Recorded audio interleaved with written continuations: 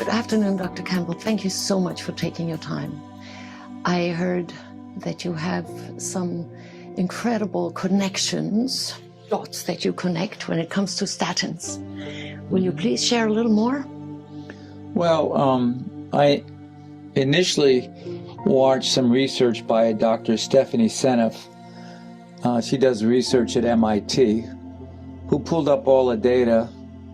And then I attended a seminar about 10 years ago with a Dr. David Brownstein when he showed the statistics that they used to say that statins were like, save 50% less heart attacks. But when you went through the statistics, it was only like 1.5%, because they use relative statistics versus the real statistics. Really a play on numbers, and how the FDA approved that boggles the mind. And since they started with the Lipitor, Zocor, Crestor, and all the others, you know, people have been suffering from a lot of side effects. In women, it seems to affect their muscles. They get sore muscles, cramps, pain in the muscles. They don't develop properly.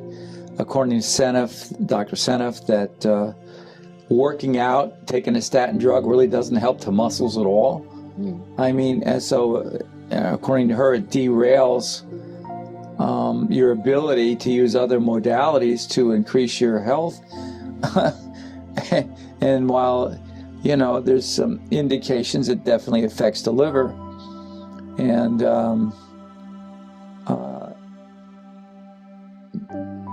affecting your liver in Chinese medicine is, they call it liver qi stagnation, but it does affect bile output. And bile, you know, you have a thing called the bile tree in your liver. And the bile tree looks like a tree, and it's got leaves and branches, and the leaves absorb the metabolic waste, put it in the bile. The bile goes out the liver, goes through the, not through, but stored by the gallbladder. Then it goes through the pancreas into the common duct. This is the way the liver detoxes a lot of the large metabolic waste. And the ramifications of slowing that down in Chinese medicine is mind-boggling. For one thing, you know, the eyes open from the liver. Now, how can the liver affect your eyes? I think one mechanism is that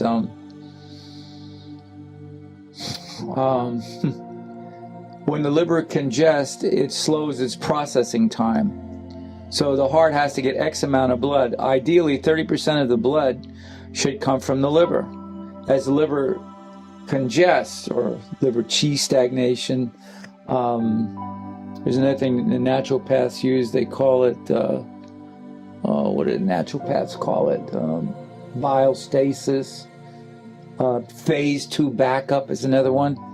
When you start getting that, then the liver slows the blood supply through. This is filtered blood. So in the inferior vena cava below your heart, the inferior gets the blood from the liver, then from the kidneys, and then from the legs. It gets X amount of blood from all three. Now, as the liver closes up, it draws more blood from the legs and the kidneys than it can replace.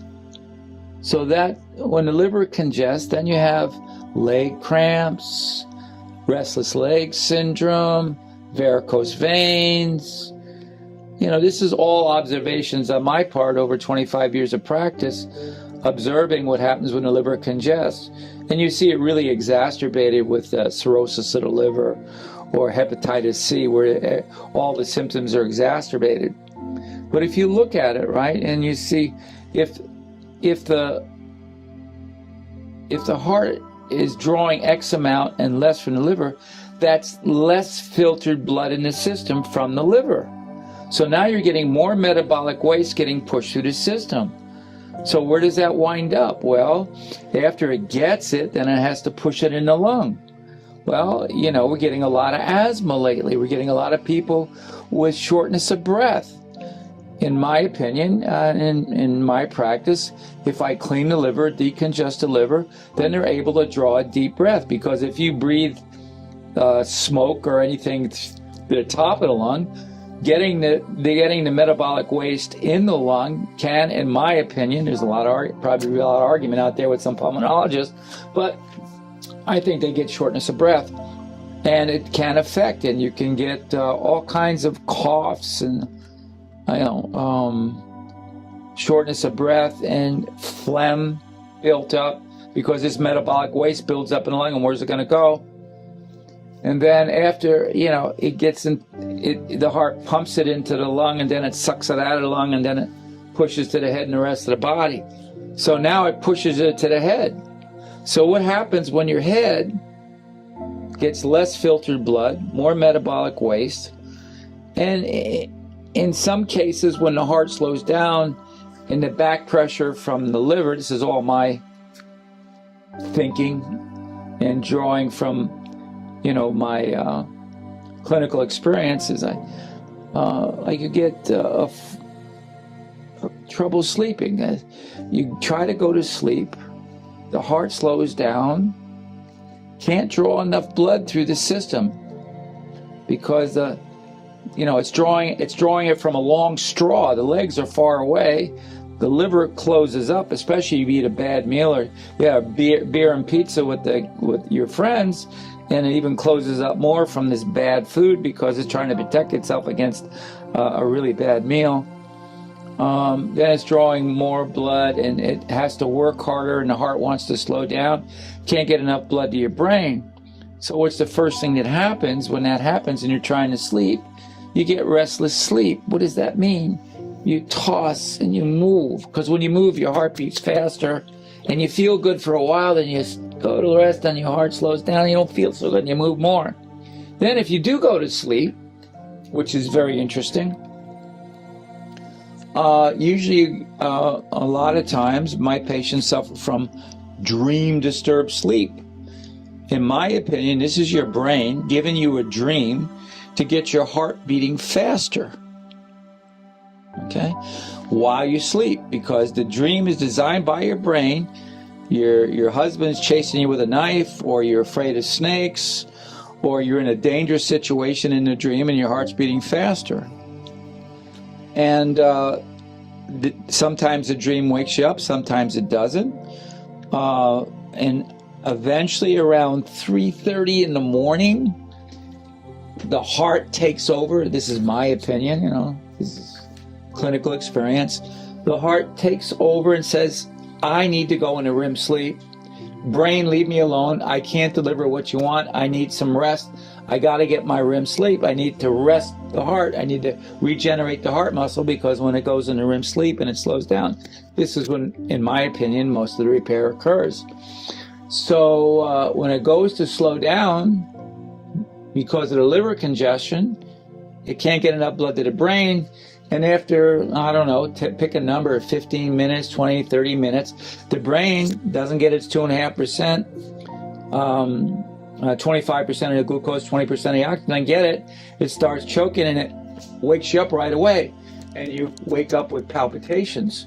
And this is due to the heart not paying attention to the brain. And then it's, in most cases, it's very difficult for the person to go back to sleep, because at that point there's some adrenaline going on from fear. Now you're in a sympathetic nervous system and you have trouble sleeping.